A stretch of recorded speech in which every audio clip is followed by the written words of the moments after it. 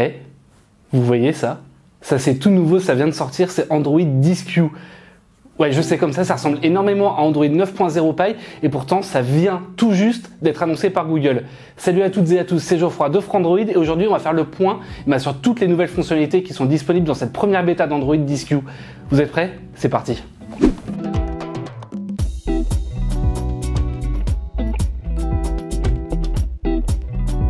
Pour l'instant, la première bêta d'Android 10Q, elle est disponible uniquement sur 6 smartphones.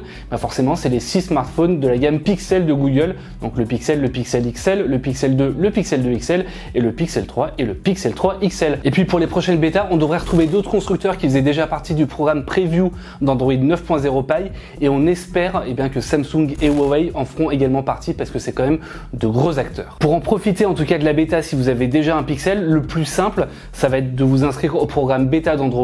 C'est assez simple, il vous suffit de suivre le lien qui est dans la description ou même simplement de suivre nos tutoriels si vous êtes un peu plus les mains dans le cambouis pour vraiment trouver et télécharger directement avec ADB et Android Studio. L'une des principales fonctionnalités esthétiques en tout cas d'Android Q, ça va être le nouveau mode son qui est enfin disponible sur l'intégralité du système et ça fait vraiment plaisir. Il y a plusieurs manières pour activer ce mode sombre. L'une des plus complètes, en tout cas, ça va être de passer par Android Studio et d'utiliser des commandes ADB. C'est pas forcément le plus simple et plus intuitif, mais il y a une manière qui est encore plus simple vraiment pour profiter de ce mode sombre directement. En fait, c'est de passer directement dans les paramètres et l'économiseur de batterie. Alors, ce qu'on va faire, on va passer directement, hop, paramètres. On va passer dans batterie, on va passer économiseur de batterie. Activer maintenant, ça va être tout noir. C'est tout simple, il suffit ensuite, on peut naviguer. On verra que dans la liste des paramètres rapides, c'est noir. On voit que dans les paramètres directement également, c'est pareil, c'est tout noir. Et honnêtement, c'est bien. Et l'un des avantages, c'est que ça va permettre directement d'avoir une économie de batterie, notamment sur les écrans AMOLED. En revanche, il y a des petits défauts parce qu'on est quand même dans un mode économie d'énergie et non pas sur un mode classique. C'est qu'on va avoir les tâches lancées en arrière-plan qui vont pas se lancer automatiquement, les applications vont pas se mettre à jour et la géolocalisation, quand vous n'êtes pas dans l'application, tout simplement, elle s'arrête. Quelque chose qui est intéressant souvent à faire aussi dans les versions bêta d'Android, c'est d'activer les options développeurs. Alors pour ça, c'est très simple. On va aller directement dans les paramètres. On va aller dans à propos du téléphone. On va regarder directement dans le numéro de build, on va taper, voilà, et on est désormais un développeur.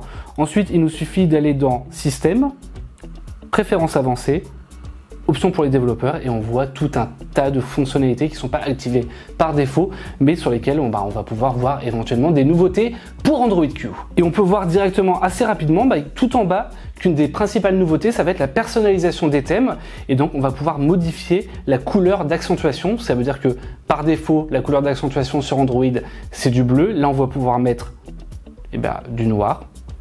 On va pouvoir mettre également, si on veut, du vert. Et on peut même passer en violet.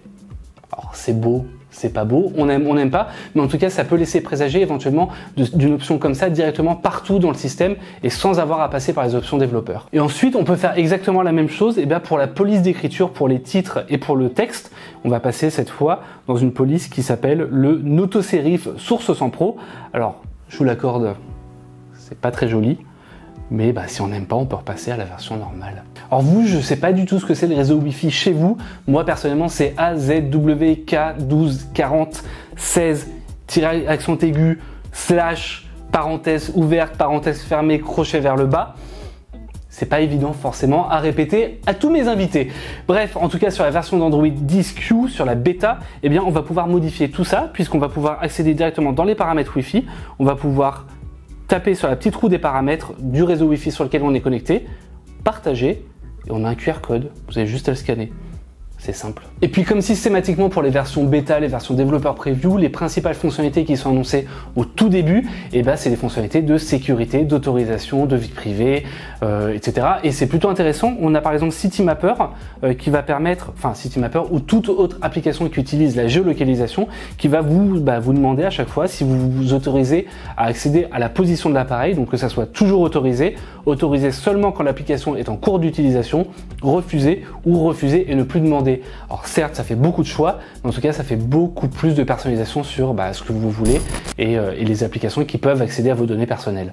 Théoriquement, c'est à peu près la même chose pour les applications qui ont besoin d'accéder à vos fichiers, que ce soit vos photos, vos vidéos ou les sons qui sont directement stockés sur votre téléphone. Jusqu'à présent, ça demandait juste l'accès à tous les fichiers, à tout le stockage en fait du smartphone.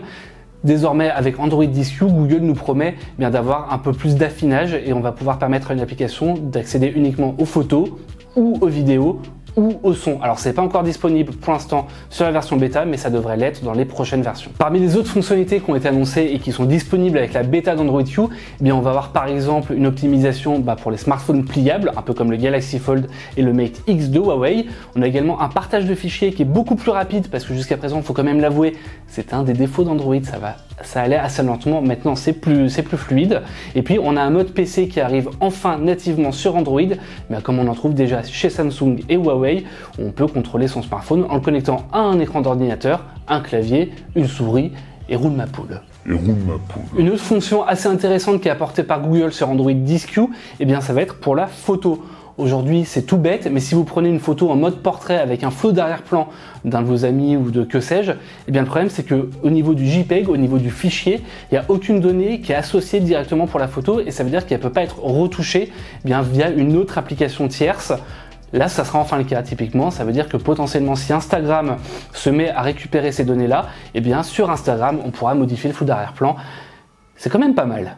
Pour l'instant, c'est que la première version bêta d'Android 10Q. On en a 6 qui ont déjà été annoncés par Google et on devra en savoir beaucoup plus au moment de la Google I/O, la conférence annuelle de Google, qui aura lieu du 7 au 9 mai prochain. Surtout, Google a annoncé que la version finale d'Android 10Q, elle serait disponible au 3e trimestre 2019.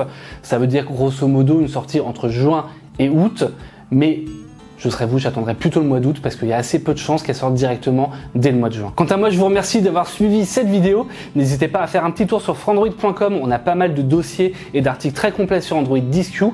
N'hésitez pas à vous abonner à la chaîne YouTube pour trouver par exemple le test du Galaxy S10 qui est disponible en haut à droite de la vidéo. Et quant à moi, je vous remercie et je vous dis à très bientôt sur Frandroid.